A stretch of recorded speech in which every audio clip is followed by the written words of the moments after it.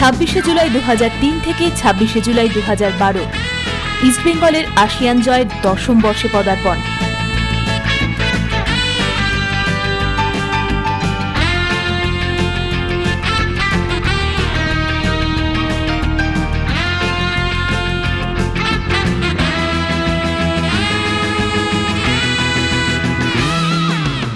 প্রথম কোনো ভারতীয় ক্লাব দলের এশীয় পর্যায়ে আন্তর্জাতিক ক্লাব ফুটবল প্রতিযোগিতা জয়।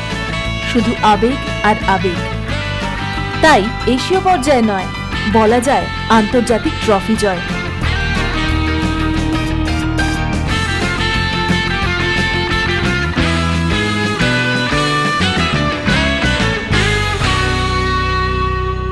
কারণ এর আগে 1985 সালে নেহেরু কাপ হয়েছিল ভারত ও বিশ্বের কিছু বাছাই করা ক্লাব নিয়ে, যেখানে মোহামেডান স্পোর্টিং ক্লাব সেমিফাইনাল অবধি গিয়েছিল।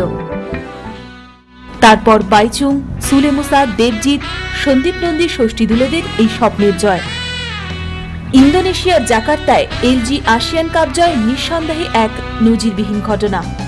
কারণ ফিফা ক্রম তালিকায় ভারতের উপরে থাকা দেশগুলির শ্রেষ্ঠ ক্লাব দলকে হারিয়ে সুভাষ ভৌমিকের ছেলেরা প্রমাণ করেছিলেন খেলাটা মাঠে হয়, খেলে জিতে শ্রেষ্ঠত্ব প্রমাণ করতে হয়।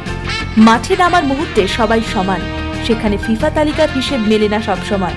ফাইনালে থাইল্যান্ডের বেকতারো সাসানাকে পরিষ্কার 3-1 গোলে হারিয়ে ভারতের তেরঙ্গা পতাকা উড়িয়ে যখন আলভিটারো সেলিব্রেট করছিলেন, তখন কচ্ছর মোহনবাগানীদের বুকও গর্বে ফুলে উঠছিল।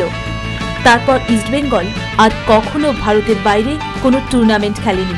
কেন খেলেনি সেটা ফুটবল গবেষকদের বিষয়। আজ শুধু জয়ের সেলিব্রেশন।